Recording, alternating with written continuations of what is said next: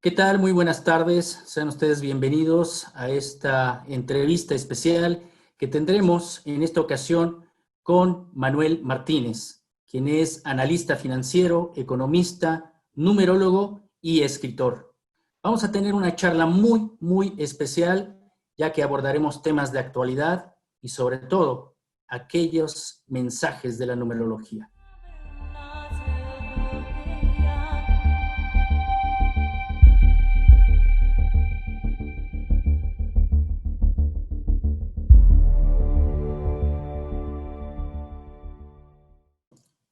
Muchísimas gracias, Manuel Martínez, por esta nueva ocasión en que vamos a charlar pues, temas de actualidad y sobre todo pues, algo muy importante que es la numerología en cuanto Ujú. a cómo podemos ir entendiendo esos procesos simbólicos que se manejan a través pues, de esta forma de lo simbólico hacia lo presente. Muchísimas gracias, Manuel.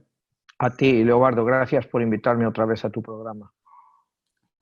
Bueno, pues vamos ahondando un poco en esta parte de la numerología. ¿Cómo podríamos ir dando esta introducción para las personas que nos vuelven a sintonizar en esta nueva entrevista? Porque ya hemos tenido la oportunidad de tenerte ya aquí en Enigmas 360 grados, donde hablamos, incluso nos diste esta primicia de hablar acerca de México, la numerología de México y sobre todo hablar de tus libros. ¿Qué es esta parte de la numerología que te ha interesado mucho en la parte de tu vida?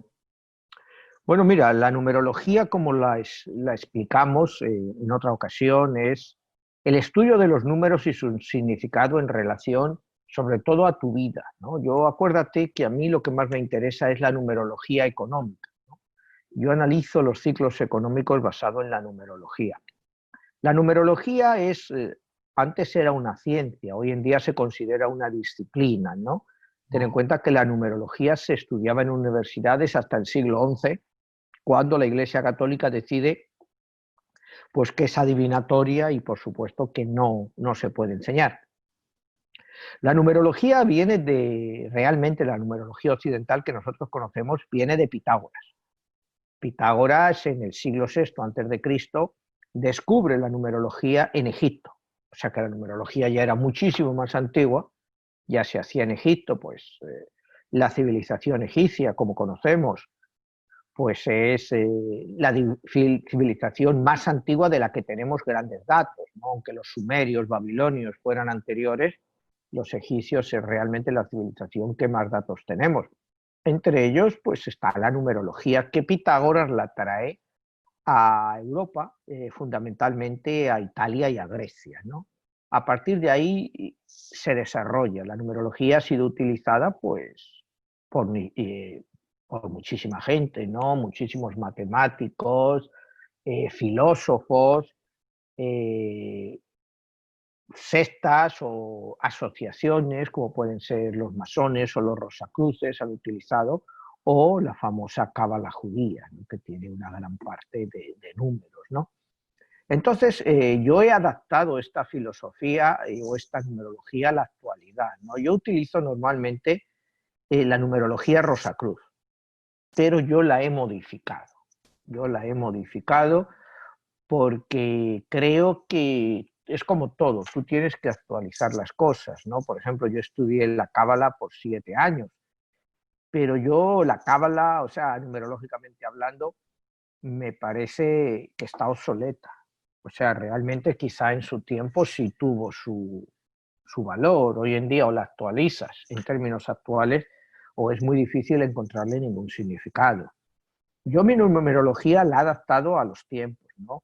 Creo en los mensajes que nos vienen a través de la numerología y sobre todo, pues creo que para la numerología tienes que utilizar lo que se llama, lo que yo llamo la lengua del imperio, ¿no? En este caso creo que los grandes mensajes nos vienen en inglés para tratar de actualizarse en la numerología, porque es como la lengua de comunicación. En la época de los romanos, de los judíos, pues la lengua era el griego. O sea, los romanos, la lengua culta de los romanos era el griego. Entonces, Hoy en día la lengua culta o la lengua de comunicación universal es el inglés.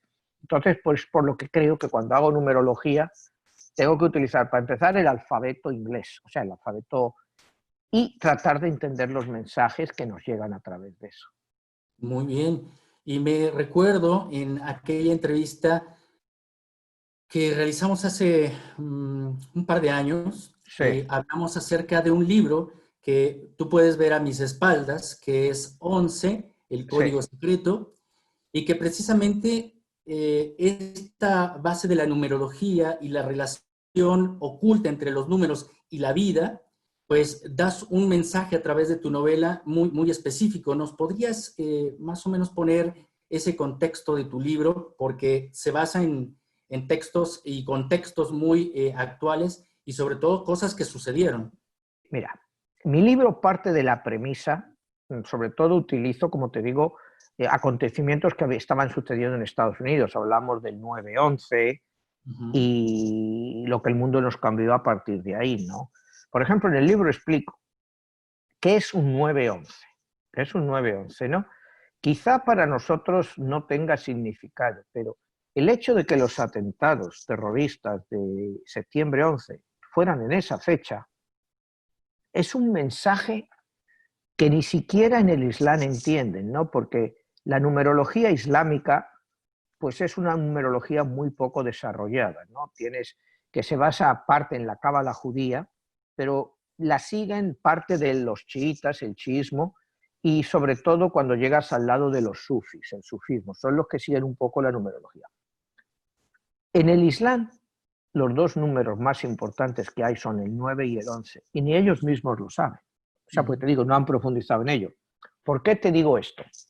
Lo primero, el Islam sigue el calendario lunar, es decir, que es 11 días más corto que el calendario solar. Primera cosa. De ahí nos vamos al Sagrado Corán. El Sagrado Corán se les entregó a los creyentes en el 9º mes del año. Como ese 9º mes del año, cada año es 11 meses más corto, entonces empieza 11 días atrás. Es decir, si este año, digamos, el Islam ha sido el 24 de mayo, al año que viene el Ramadán va a empezar el 13 de mayo. Siempre es la correlación 9-11, hacia atrás. Siempre el 9-11. Entonces, todos los acontecimientos para ellos son en un 9-11, porque lo más importante que tienen es un Ramadán y siempre es en un 9-11. Entonces, son cosas increíbles que te digo que yo no lo he visto en el Islam, o sea, que no lo han estudiado. Entonces, cuando miras otra cosa es, cuando te lees el Corán, hablas de los 99 nombres de Dios, 9 por 11, 99. Es correcto. Entonces, son cosas que son extremadamente interesantes y yo trato de encontrar los patrones ligados a eso. Y eso es lo que está en mi libro, basado en novela, y hablo de los atentados porque todos tienen el patrón 9-11 y a través del libro lo desarrollo. Otra cosa que desarrollo es el número 11, pero la combinación 4-7, que es la combinación que aplica a Estados Unidos, 4-7, 4 de julio. ¿Por qué los padres fundadores de Estados Unidos escogen el 4 de julio para la Declaración de la Independencia? Cuando todo el mundo sabe, si tú has estudiado ciencia política o derecho, que la Declaración de Independencia se firma entre junio y septiembre de 1776. ¿Por qué escogen la fecha 4-7? Y es muy claro, ¿no? Ellos son personas muy religiosas, porque ten en cuenta que los padres fundadores, pues Estados Unidos es un país muy religioso, pero muchos de esos padres fundadores eran o masones o rosacruces, y algunos masones y rosacruces, como Benjamin Franklin. Entonces, ellos tratan de hacer un pacto con Dios, basado en la Biblia, precisamente en el Génesis, en el encabezado 47, versículo 11, que es el pacto entre Dios y Abraham. Ellos tratan de utilizar ese mismo pacto y utilizan la fecha 4-7 para hacer lo mismo. ¿Qué pasa con ese pacto? Bueno, ese pacto, en un primer lugar, pues tiene mucho éxito. Estados Unidos es un país muy exitoso. Ya para empezar, cuando llega la Revolución Americana y Estados Unidos se rebela, empieza su revolución contra los británicos, ya Estados Unidos era el país que tenía la mayor renta per cápita del mundo. O sea, es una cosa que Estados Unidos ya era un país muy rico, de la población que iba ya tenía. Entonces ellos se separan después de la guerra de revolución, hacen esos pactos, pero esos pactos son un pacto de crecer, de agrandar el país, pero sin guerras, o sea, pacíficamente. Estados Unidos rompe ese pacto con esos números en 1847. Condénsame los números en numerología, 1 y 8, 9, 4 y 7, 11, y es cuando, por una razón solo de expansión, pues toman del territorio mexicano prácticamente el 50% de su territorio. En ese momento, el pacto, o supuesto pacto, se rompe. ¿Qué pasa? Que automáticamente les viene el desafío. El desafío se llama Carlos Marx y el Manifiesto Comunista, que se publica ese mismo año, 1847. Entonces, a partir de ahí, es esa guerra que todavía vivimos, es entre capitalismo y comunismo, como dos cosas totalmente antagónicas. Y siempre van a tener esa manifestación 7-4 o 4-7. Ejemplo, la Unión Soviética nace en 1917, se acaba en 1991, dura exactamente 74 años. Ahí está el pacto. Segundo, basado en eso, yo hice una apreciación de China. Digo, bueno, si Mao Zedong, el Partido Comunista Chino, la Revolución China, llegó al poder en 1949, alrededor de 1996, 1997, pues eso va a cambiar. Y efectivamente, en 1996-97 es cuando Hong Kong entra a formar parte de China y el propio régimen chino establece un país, dos sistemas. Ya había empezado. Aunque ahora mismo, bueno, estamos viendo lo que ha pasado en Hong Kong, que les han vuelto a quitar las libertades con las nuevas leyes, pero eso ya no va con los números, eso ya es otra cosa que pasa. El hecho es que pasó eso, que los chinos aceptaron un país, dos sistemas.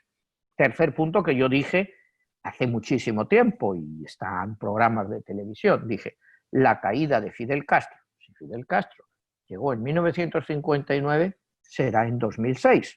Y efectivamente, el 31 de julio, otra vez, 3 y 1, 4, 7, con esas cifras, Fidel Castro salió del poder en Cuba.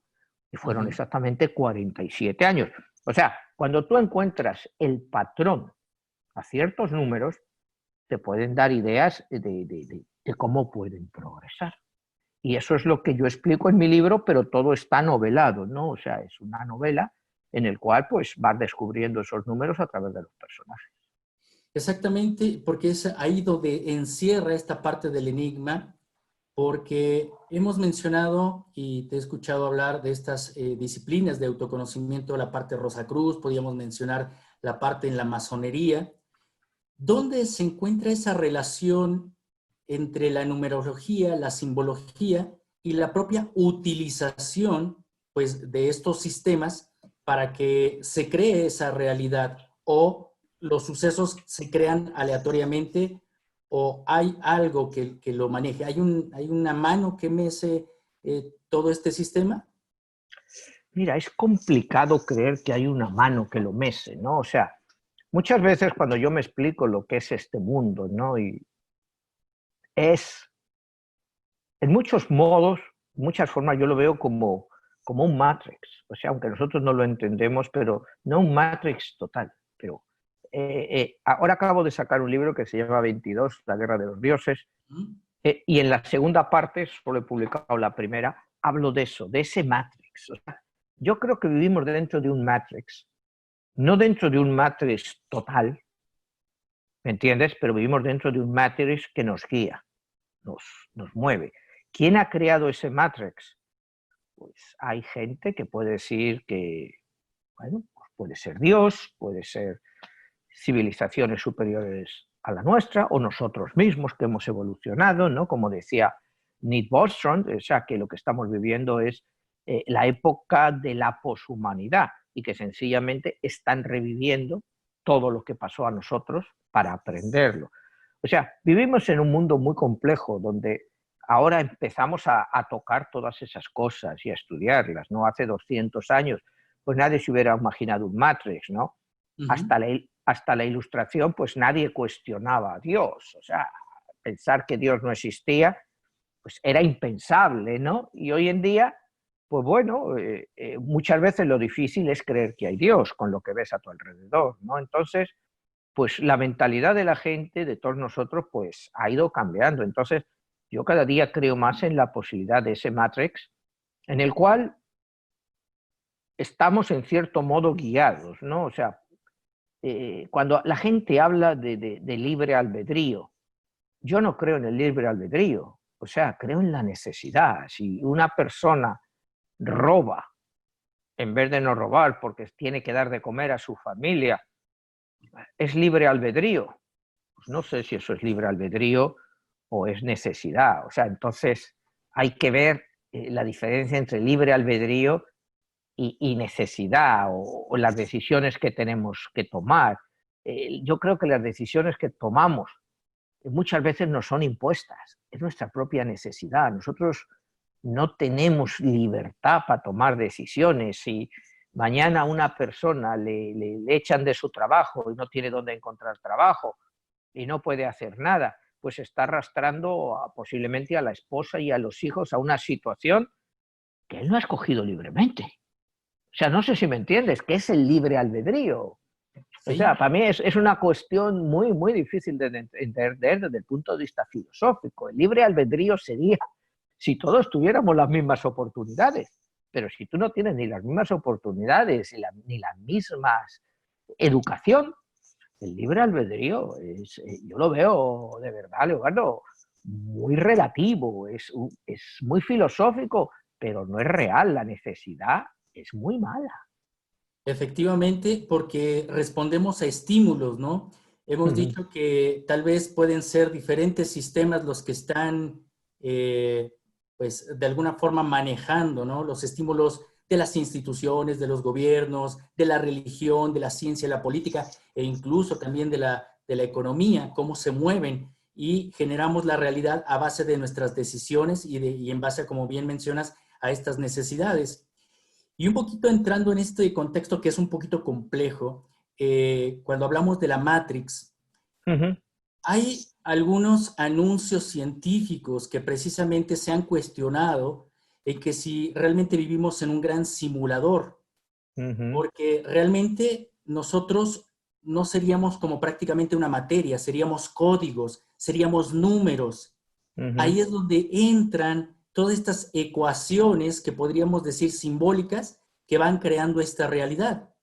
Y en base a la interpretación que se tienen a través de todos estos años, todas estas ramas iniciáticas en el pasado, pues nos van dando un parámetro. Tú has hecho también un gran libro que se llama Nostradamus, que es también profético. Has Ujú. hablado acerca de las profecías o de la profecía maya, ¿no? Realmente los mayas decían que Dios se expresa en números. ¿Cuál sería tu lectura en cuanto a esta parte de esta manifestación de esta Matrix para que se estén realizando o concretando tal vez estos anuncios, estas posibilidades numerológicas que se dan en estas fechas o incluso de las propias que estamos viviendo en la actualidad? Mira, tú hablas de números, hablas de la Matrix, tú eres un especialista en pues, todo lo que es la vida extraterrestre, posibles civilizaciones. Yo creo, sinceramente, que cuando nos comuniquemos con estas civilizaciones, si no tenemos, ellos no tienen nuestro contacto, el contacto va a ser a través de los números, Ujú.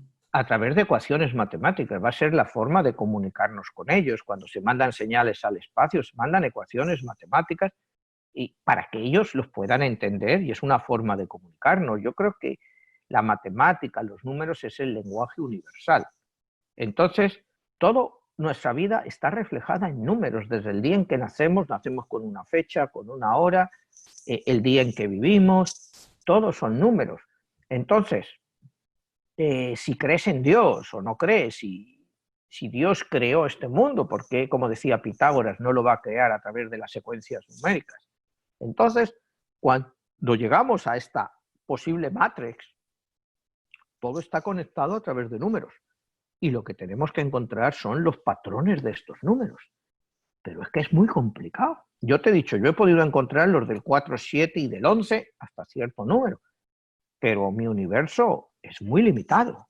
O sea, con el universo que hay ahí afuera, ¿no? Digamos, yo he logrado encontrar cosas a través de esos números, pero nuestro universo es muy limitado. El contacto con otras civilizaciones, yo creo que está ahí, tú lo has estudiado.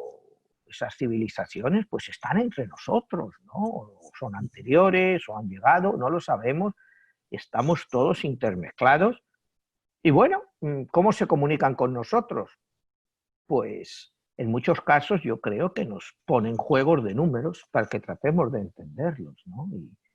Y se ríen de nosotros en el sentido de que no estamos a su nivel, ¿no? O sea, a lo mejor lo que para nosotros era un juego de niños antes, pues para ellos interpretar nuestra Matrix o nuestra forma de vida, pues es como un juego de niños para ellos jugar, y nos ven jugar y dicen, esta gente no sabe jugar.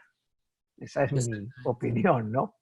Exactamente, y bueno, también volviendo a esta parte de tu libro, también de Nostradamus, y tú que has estudiado bastante a este gran personaje, que es un ícono, que todavía quedan pendientes profecías, ese oráculo que estudiaba o que interpretaba Nostradamus y que tú has también pues escrito bastante acerca de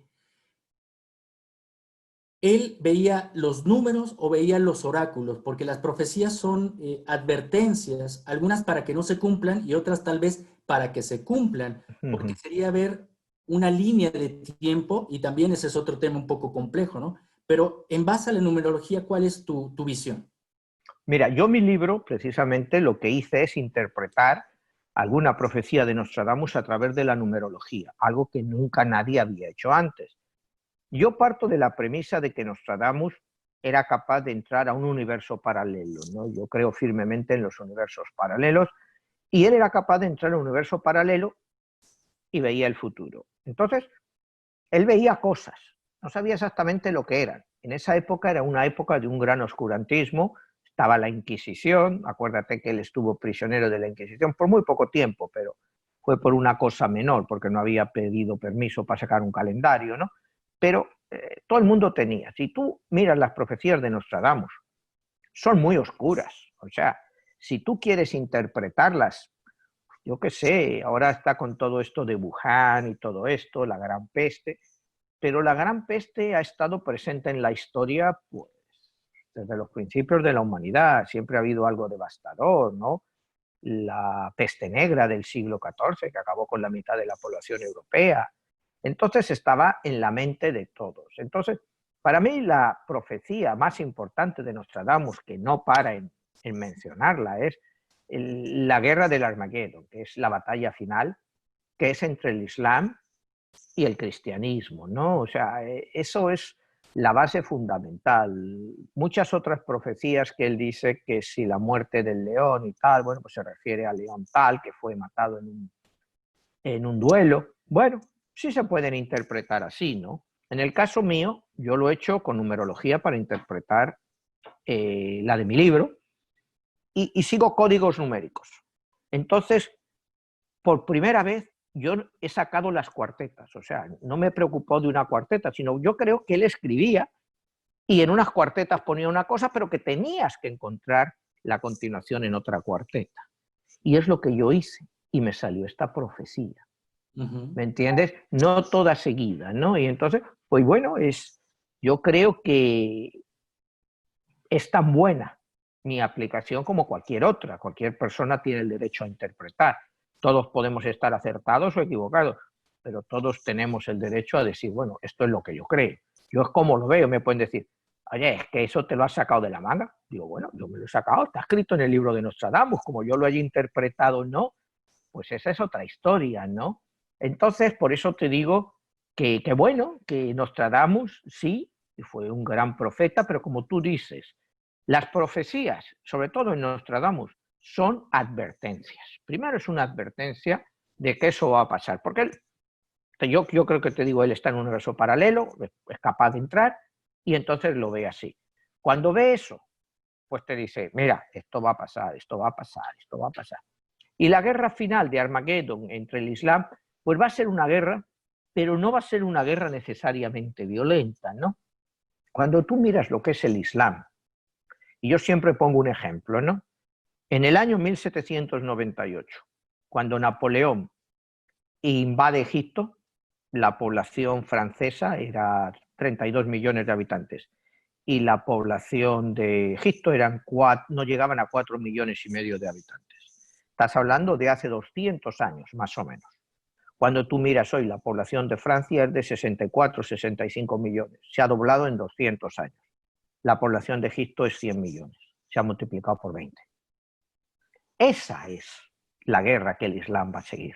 Es una guerra de multiplicación, de ser más que nadie. Es por lo que es el miedo en Europa y que no acaban de hacerlo. Y yo siempre pongo el ejemplo de Francia. En Francia ahora mismo el 7% de la población, 7-8% es musulmana, de origen musulmán. Cada francés tiene una media, y es una media alta, de 1,6 hijos por familia. Tú, para mantener tu cultura, tienes que tener cultura y la población un mínimo de 2,1. Una persona por el padre, otra persona por la madre y por otras personas que puedan morir. En Francia tienen 1,6 hijos por familia. ¿Ok? No pueden cubrir la población. El 7% de origen islámico, argelino, marroquí, de muchos otros países, tienen entre 6 y 8 hijos por familia. Entre 6 y 8 hijos por familia. Imagínate una generación después, esos 6 y 8 tienen entre 6 y 8. O sea, es una creación geométrica. Entonces, en 50 años, el Islam será mayoritario en Francia, sin necesidad de guerras ni nada. Democráticamente tomarán el poder, lo mismo que en Holanda, en Bélgica y otros países, Alemania, España. Es que no necesitan más. O sea, que todo esto de la yihad, de que son muy violentos, pues eso no le beneficia al Islam. ¿Para qué quiere el Islam eso? Si el Islam lo que necesita es tiempo. Saben que tienen tiempo, paciencia, no mucha educación, o sea, me voy a disculpar por decir no mucha educación, la educación que ellos reciben en las madrazas, se les educa en el Corán, no necesariamente en matemáticas, ¿no? Se les educa en su cultura, pues que es tan aceptable pues como cualquier otra, pero tomarán Europa. Es solo cuestión de tiempo. Y eso es de lo que habla mi libro, que es una cuestión de tiempo, no hay que irse ni a una guerra santa ni a nada. Si con los sistemas europeos lo van a tomar democráticamente. O sea, para el año 2100, Europa será musulmana. O sea, no hay duda, con el crecimiento que lleva la población europea, fíjate España, 1,3 hijos por familia. Y hay 2.200.000 islámicos, muchos de ellos en Cataluña, que es de lo que habla mi libro, por lo que llegan a tomar el poder. Entonces, solo es cuestión de tiempo, Leobardo, es que solo es cuestión de tiempo. Por eso el Islam no quiere la yihad, no quiere de estos terroristas, no le interesan, le dan mal nombre, ellos están mucho mejor entrando en las sociedades, viviendo en sus zonas, teniendo sus 6 o 8 hijos por familia y creciendo, y llegará un momento en que democráticamente tomarán el poder, pero sin mucha historia irán, y habrá mayoría y dirá, bueno, pues ahora vamos a ponerte aquí pues la ley islámica, y ya está, y ha sido aprobada por la mayoría. Y eso es lo que habla mi libro, desde Nostradamus, que esa es la profecía. Esa es la profecía, que no es necesariamente violenta, que el Armagedón es el fin de la sociedad europea tal y como él la vivía en el siglo XVI. Esa es una parte que, pues, por lo menos de unos 3 años para acá se está manifestando en los diarios, en algunos noticieros. Sí, sí. Y vemos que, pues, este libro que nos mencionas, tu libro, de Nostradamus, pues se ha venido cumpliendo a cabalidad, ¿no? Que recomendamos ampliamente que lo adquieran porque es muy importante, porque es la forma de verificar que los hechos están sucediendo tal cual, bajo este análisis. Y suceden muchas cosas más en la actualidad. Y también me gustaría preguntarte, Manuel, vivimos pues tiempos muy difíciles, un año muy caótico, Sí, que es el 2020. sí. Hemos hablado un poquito de esta parte de estos acontecimientos en Europa, pero ahora nos trasladamos a esta parte de China, a esta parte de conflictos entre América o Norteamérica y China. Pero ¿cuál es tu visión de este año numerológicamente, el 2020, y después cómo interpretar esta parte económica? Tú como analista financiero, ¿tenemos alguna esperanza después de todo esto? Mira, primero vamos a empezar el año 2020, ¿no? El año 2020 es un año 4. Uh-huh. Se veía venir un año problemático, ¿no? Un año 4 con elecciones en Estados Unidos, pero yo avisé con tiempo de 2 fechas. La primera, febrero 2 del 2020. Febrero 2, 2020, que es 02-02-2020, que es un número, el único año palindrómico o capicúa que vas a encontrarte este año, que es, tú lo lees igual de delante y detrás, 0202-2020, 0202-2020, de delante o detrás. ¿Me entiendes? Eso es siempre, solo hay uno por año, en el año que los hay, y te marca un cambio. En este caso ha sido un cambio muy negativo. A partir de esa fecha es cuando se empezó a hablar realmente ya del coronavirus, o sea, porque se sabía que estaba en diciembre, en enero no iba a llegar a ningún sitio, en febrero a partir de esta fecha ya empezaron a tomárselo más en serio, pero después de esta fecha estalla a nivel mundial y es un problema que nos va a durar hasta el próximo año palindrómico, que es el 12-02-2021, es decir, hasta el 12 de diciembre del año 2021, es decir, va a ser un periodo de 22 meses en que no vamos a salir de esto. Y te leo otra vez el año, 12-02-2021, 12-02, ahora al revés, 2021. Es un periodo de 22 meses donde todo esto se va a complicar, ya se ha complicado. Y mira, es lo que he hablado en otros programas que he estado. Nos encontramos que fue el COVID-19, el coronavirus, fue un problema sanitario. Solo era un problema sanitario. Que la incompetencia de las autoridades de todos nuestros países, pues no supieron controlar. Pero fue solo un problema sanitario y que nos han metido en un problema económico de unas dimensiones difíciles de ver y de saber lo que va a ser. Pero repito, fue solo un problema sanitario que esta gente, a todos los gobiernos del mundo, quizá el único que se salve sea el de Corea del Sur, pero en lo general nadie ha sabido manejarlo. Y digo yo, ¿por qué no han querido saber manejarlo? Yo entiendo que no haya camas suficientes en los hospitales, pero oye, los militares te pueden montar un hospital de campaña en un día, 2 días. Tú te pueden llenar el país, los países, y dejar que la economía continúe. Lo pueden llenar. Que no tenían respiradores. Oye, llevamos años con la advertencia de que una pandemia venía. Años, no es que sea una cosa nueva, son años. ¿No podía esta gente haber comprado respiradores? Tampoco son una cosa tan cara que no puedan tener 2 o 3 mil respiradores por país. O sea, son cosas, oye, si cuestan 1000 respiradores lo que te cuesta un avión de guerra. No sé si me entiendes, no es decir, es que es la falta de previsión y yo creo pues que manejarlo tan mal a nivel mundial.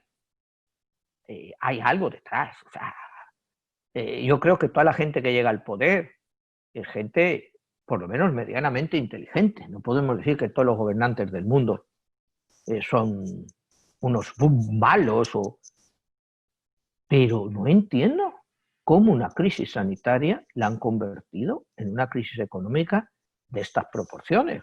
Que habrá países que salgan adelante. Yo estoy hablando contigo ahora en México. Yo no sé cómo México va a salir de esta. O sea, yo por más que quiero entenderlo, yo no sé, México es una economía, en gran parte una economía informal, con mucha gente trabajando en la calle, pues la gente tiene que salir a la calle. O sea, no sé cómo van a vivir si no. O sea, ¿y cuántos muertos va a haber en México? Y esa es otra cosa, el tema emocional de los muertos, ¿no? Hay, pues, ¿cuánta es la cifra hoy de contagiados en el mundo? Como 14, 15 millones, algo así.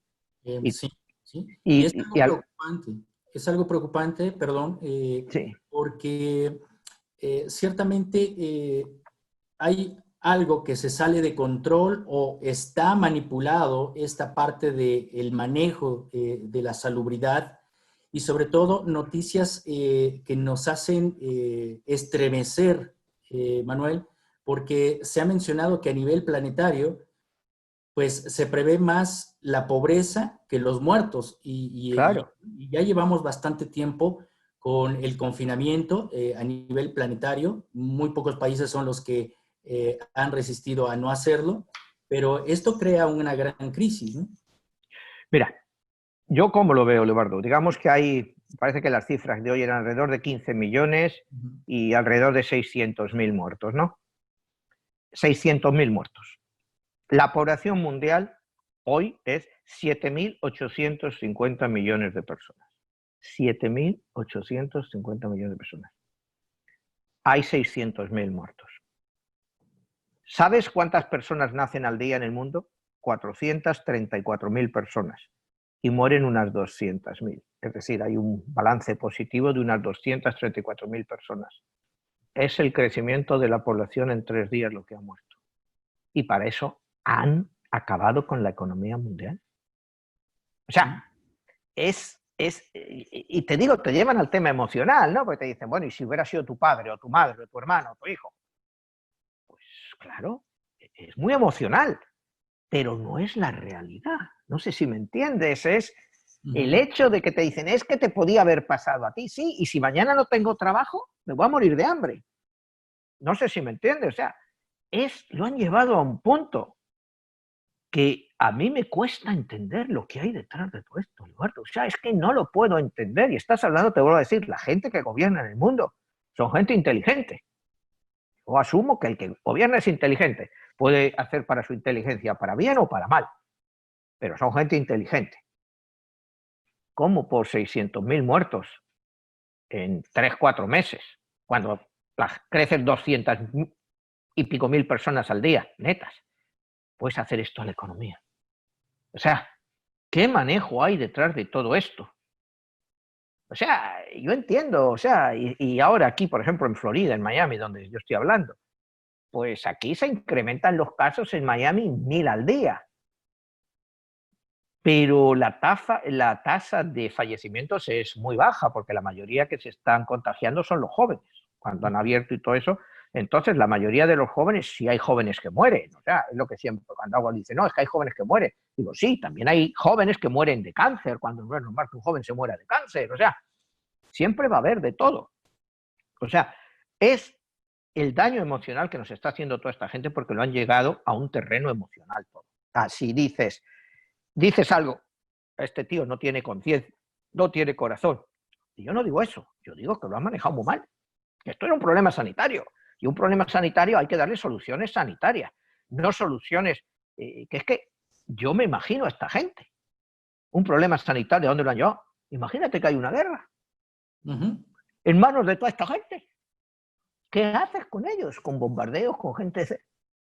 Si no son capaces de controlar un virus, o sea, y un virus que de una mortalidad, que tampoco es una mortalidad que digas es una cosa del otro mundo, fue muy alto porque atacó a una población mayoritariamente ya más anciana y Ujú. entonces causó estragos en ellos. Pero no es justo hacerle lo que le han hecho a la economía. O sea, no entiendo lo que hay detrás de todo eso, porque no tomaron ni una medida. O sea, tú aíslas a la gente, a las personas de mayores que crees que son en las residencias sanitarias, que en el caso de España es donde han muerto un montón de gente ahí. O sea, aísla a esa gente de verdad, toma medidas sanitarias, pero no me confines a toda la población y acabes con toda la economía.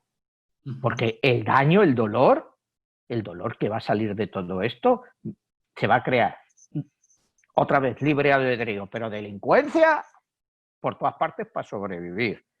Es que la gente va a estar, porque todos los subsidios, ahora pues por ejemplo la economía americana está a base de subsidios.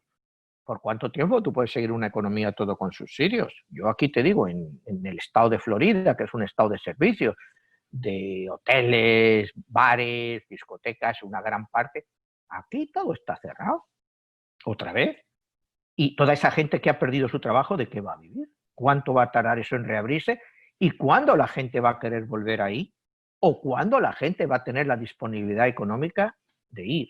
¿Cuándo te vas a volver a subir a un avión? O sea, es que el daño que se ha hecho con todo esto a la economía es inconcebible de mentes bien pensantes. A mí lo que me preocupa es que no sean bien pensantes. O sea, no, porque nos crean en un Matrix, ¿no? Yo, bueno, mi opinión ha sido siempre que esto es un experimento. Esto es un experimento. Esto es un experimento. O sea, lo del virus salió, por supuesto que salió, ahora si quieres hablamos de eso, pero una vez que salió el virus, esto se aprovechó para hacer un experimento con la gente.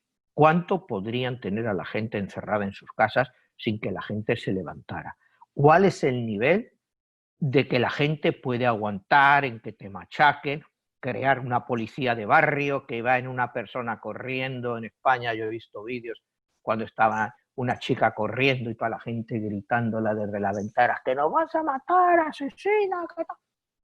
Pintándoles a los médicos en los coches y a las enfermeras, asesino, asesino, nos vas a contagiar. O sea, se ha llevado a la gente a una paranoia, que la gente acepta lo que sea. Si mañana te dicen, te pongo una dictadura, pero te quito el virus, y pues salir la gente, pues dame la dictadura, ¿no? O sea, y no te digo en este primer paso, pero a lo mejor en 3 años te meten una dictadura en algunos países, es la única forma de controlar a la gente, ¿no? Y ya lo que empezó en el 9/11, que también pues todas las medidas no fueron más que un experimento social, todo el cortarte de las libertades por tu bien, pues no van a cortar las pocas libertades que nos queden, pues con todo esto por nuestro bien, ¿no? Todo siempre por nuestro bien, pero yo veo esto que es como un experimento, ¿no? O sea, un experimento social que han hecho, no que hayan provocado el virus, sino que el virus salió y aprovecharon la situación para crear este experimento social. A mí no me cabe duda, ¿no?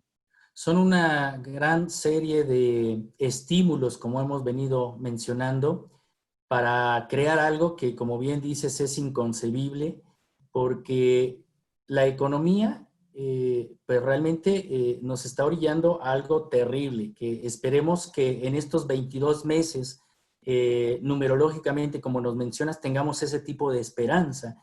Y muchas veces pensamos en estos términos de la conspiración, ¿no?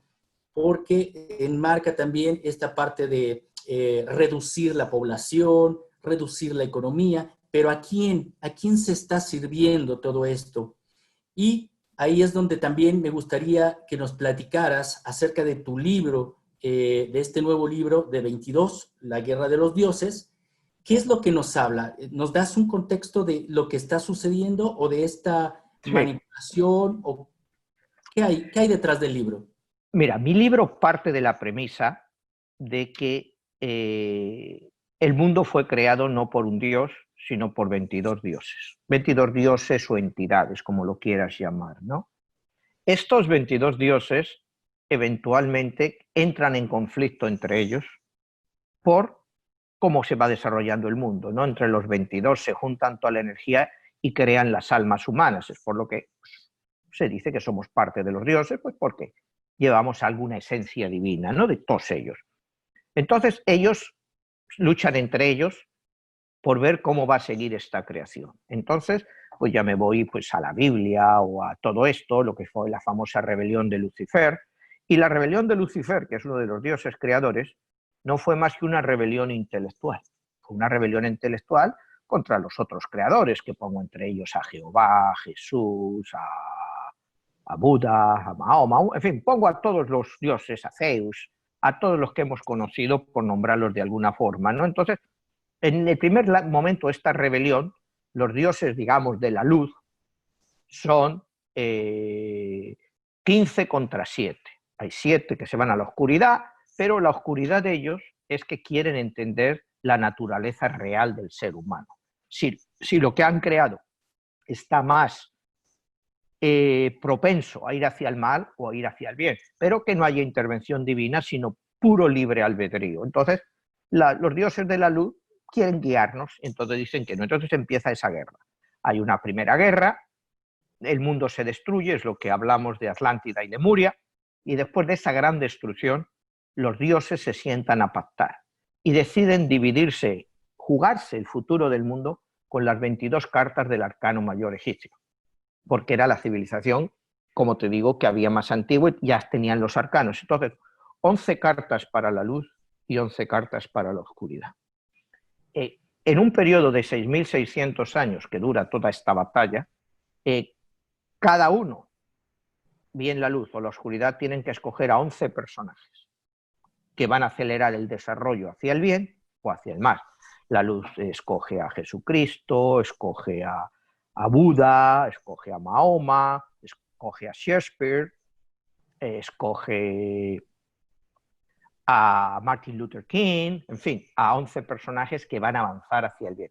Y la oscuridad escoge a otros 11 personajes. Pues pongo a Stalin, te pongo a Hitler, te pongo a Mao Zedong, a Cagliostro, te pongo diversos tipos. Incluso me he atrevido a incluir a Schopenhauer, que es mi filósofo favorito, en la oscuridad, porque creo que es el filósofo que más entendía de las características de los seres humanos, ¿no? Entonces, al final lo que te das cuenta es que la luz y la oscuridad pues, es exactamente lo mismo. Es que no hay diferencia entre la luz y la oscuridad. Esto depende del color con que se mira, ¿no? Y bueno, pues al final es a ver quién gana esta guerra, ¿no? Entre los dioses de la luz y la oscuridad. Durante esta batalla, varios dioses de la luz se pasan a la oscuridad. Durante este tiempo se van pasando porque creen que la luz pues, se ha olvidado de su gente, ¿no? O sea, es muy filosófico el libro, ¿no? Porque utilizo muchos filósofos, ¿no? Empiezo con Pitágoras, que es la primera carta, y es donde empieza todo el rollo de la numerología, ¿no? Empiezo con Pitágoras, voy a Cleopatra, que es una carta de la luz, de la oscuridad, y voy y hago una descripción de ellos, su vida, basada en numerología, la fecha de nacimiento de ellos, lo que van avanzando, y al final, cuando mueren, vuelven a la luz o a la oscuridad con la carta que han jugado en esa batalla, por ejemplo, la carta del sol, la carta de... Y entonces tienen que explicar lo que esa carta representó en su vida.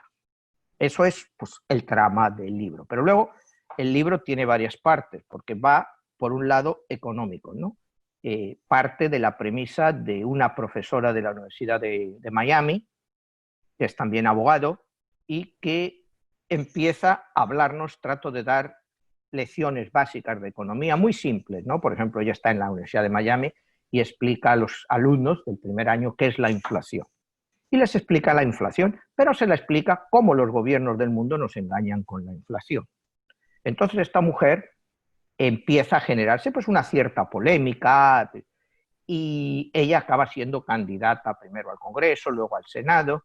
Ella te habla, por ejemplo, del presupuesto de Estados Unidos y te explica el presupuesto, lo que son todas las partidas, cómo se gasta el dinero, como las millonadas que se van en armamento, lo poco que se va en educación, y entonces va creando una conciencia entre los estudiantes, pero empieza a arraigar. Y ella al final acaba como candidata a la presidencia de Estados Unidos. Entonces, el inicio del libro se inicia precisamente con su asesinato en Miami en el año 2026. Y el representante de la luz, de mi protagonista, tiene que volver a la Tierra para evitar que ese asesinato tenga lugar. Y entonces es cuando él descubre todo esto y va visitando todas las cartas de la luz para descubrir lo que pasó. Mientras tanto, la oscuridad manda a su representante también para que esto sí tenga lugar. Entonces descubren en el medio que hay un grupo que se llama Scam, que es un grupo que controla el mundo. Nadie nunca ha oído hablar de ese grupo, Scam. La gente ha oído hablar del Bilderberg, del Club de Roma, pero este es un club, o sea, es un grupo que está muy por encima de ellos. Nadie sabe quién es. Son los que te deciden quién va a ser presidente, quién no, lo que va a funcionar en la economía. Nadie conoce este grupo, porque este grupo, y es un grupo real, Scam, porque este grupo yo lo aprendí leyendo un libro de Julia Brown, no sé si te acuerdas de ella, esta mujer que era medium y todo eso, y ella tiene un libro que se llama Las sociedades secretas, y habla de este grupo. dice, este grupo, cada vez que se menciona en el Internet o cualquier cosa, automáticamente se borra. Nadie vuelve a encontrar o hablar de él. Yo encontré algo del grupo, como lo que llamas en el Internet oscuro, que tienes que entrar ahí para encontrar algo, y encontré lo que es el grupo, que no es pantalla de ellos, sino para desprestigiarse a sí mismo, que es un grupo de extrema derecha, extremista, de estos grupos de supremacistas blancos. Pero el grupo real, SCAM, es un grupo que genera a nivel mundial, o sea, también lo pongo, son 22 miembros, 11 europeos, 11 norteamericanos, y en la novela estas son los que controlan todo el mundo y deciden quién va a ser presidente, deciden que Donald Trump va a ser el presidente de Estados Unidos, deciden todo lo que va pasando para su corriente económica, que es conseguir un gobierno global en que todo sea realmente crear una religión única, basado en los principios de todos un poco, y crear una religión única, que sea todo. Y ese es mi libro, ha salido la primera parte, la segunda parte también la he escrito, pero todavía no la he sacado porque está empezando el primero a funcionar. Y te digo, es un libro histórico, porque entras en el mundo histórico de personajes, aprendes cómo era Pitágoras, cómo era Cleopatra, y te digo, y son versiones fáciles de leer para la gente y para llegar al entendimiento de un personaje, pero a lo que vamos es que sí, que hay un grupo, que yo creo, que es el que controla toda la economía del mundo, pero que no sabemos quién es. O sea, que te digo, no, dicen Bilderberg, esos son la punta del iceberg, ¿no? Para que la gente los insulte y diga, hay alguien mucho más poderoso y que ni tú ni yo conocemos, porque ni lo ves en la televisión y a lo mejor es un multimillonario, pero que tiene su dinero y tú no sabes ni que lo tiene o lo que controla, ¿no? Y esos son gente que nosotros no conocemos ni sabemos quiénes son, pero tienen a los otros como pantallitas para lo que ellos son realmente. Son gente que no conocemos quiénes son ni nos los imaginamos, ¿no? Y eso es el grupo, en mi libro, el que controla el mundo y el que llega un momento en que quieren impedir que Denise Richards llegue a ser presidente de Estados Unidos porque saben que ella les puede afectar y es por lo que deciden matarla y en el inicio del libro la matan. Pero entonces, como van a dar vuelta a la historia, a ver si pueden evitar que ella muera, ¿no? Y esa es la trama del libro. Muy interesante y Gracias. realmente hacemos esa invitación porque realmente, así como nos lo platicas, realmente sí sería interesantísimo poder leerlo, que hasta el momento me parece que lo tienes en inglés. Solo en inglés, en agosto ya sale en español. Perfecto, En ojalá agosto. podamos hacer nuevamente una entrevista y que podamos dar a conocer pues más este material. Y mira, sobre todo lo que venimos contando alrededor de esta charla, ¿quién maneja esos hilos? Realmente, como bien dices, tal vez estos gobiernos, este nuevo orden mundial que tanto se habla en las redes sociales, es la Sí, punta sí. del iceberg. No vamos a conocer por mucho tiempo la punta de esta pirámide. No, no, la Quizá, verdad que no. y quizá, pues, pues sean tal vez aquellas entidades que tanto se especulan, que pueden ser seres humanos o que pueden ser inteligencias de otro tipo. Manuel, muchísimas gracias por esta Y entrevista Leobardo, y me gustaría para cerrar pues esta charla, pues que nos des tu visión en esta parte numerológica, hacia dónde nos dirigimos después de todo esto que ha sucedido, de tantas cosas que has visto, tantas cosas que has verificado a través de este estudio. Esperamos una noticia pues positiva. ¿Qué es lo que nos puedes decir al respecto? bueno, positiva. Lo que pasa que decirte positiva, para mí, una cosa positiva es que la gente tenga trabajo y que la gente tenga para comer ellos y su familia, ¿no?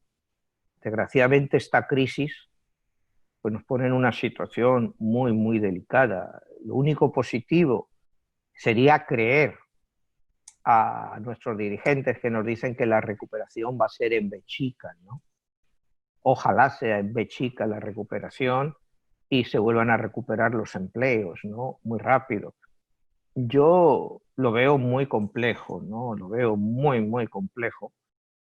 Pero positivo es, bueno, no sé, que a pesar de todo, pues los que nos están escuchando están ahí, ¿no? O sea, y que tienen que tratar de hacerlo lo mejor que puedan, y si han perdido sus trabajos, yo les recomiendo que tomen cualquier trabajo que les ofrezcan, que no sean demasiado exigentes, porque vienen tiempos muy complicados, ¿no? Y es mejor tener algo, en principio, después de toda esta crisis, a no tener nada, ¿no? Es aprender a vivir con menos, desgraciadamente es lo que todos vamos a tener que aprender a vivir con menos.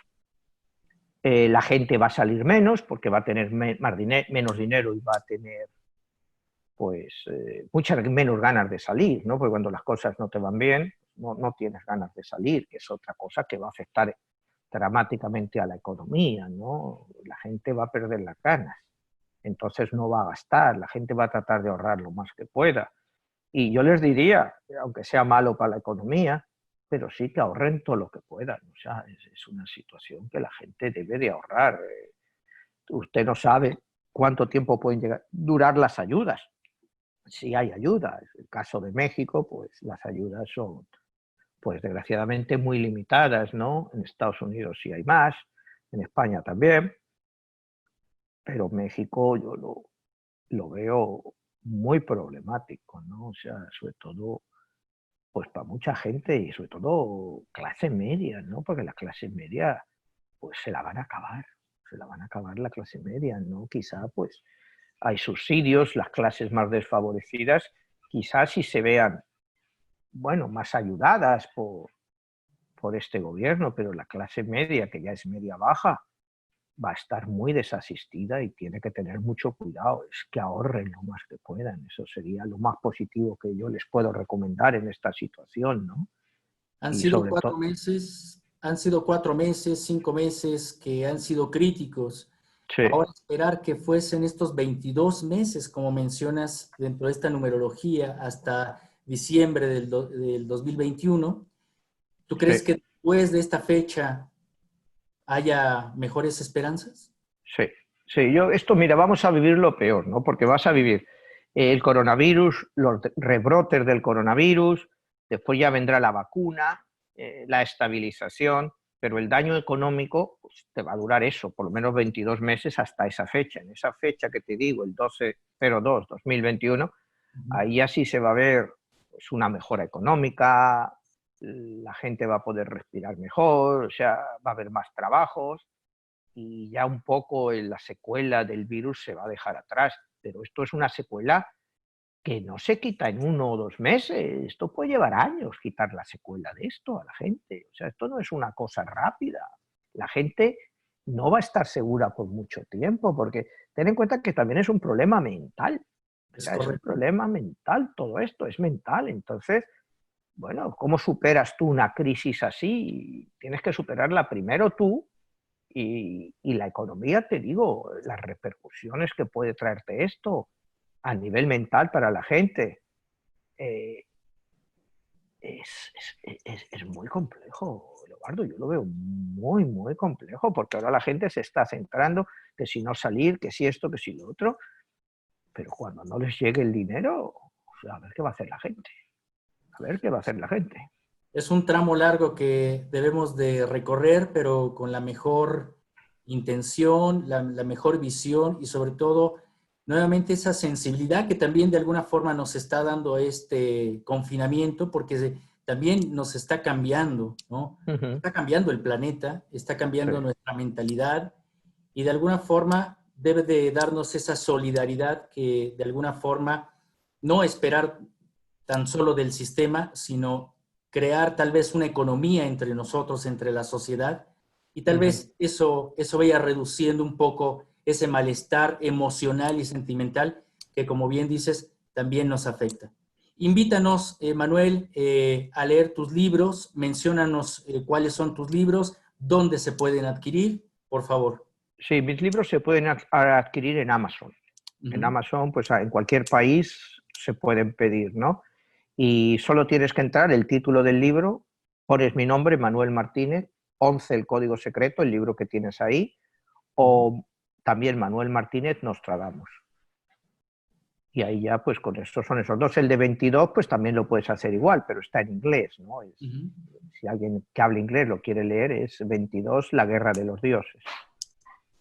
Bueno, pues es una muy buena oportunidad para estos días que estamos en casa, que bueno, ya vamos poco a poco a la normalidad, pero hacer esa invitación a la lectura y que más, también a una excelente lectura porque realmente me han gustado tus libros.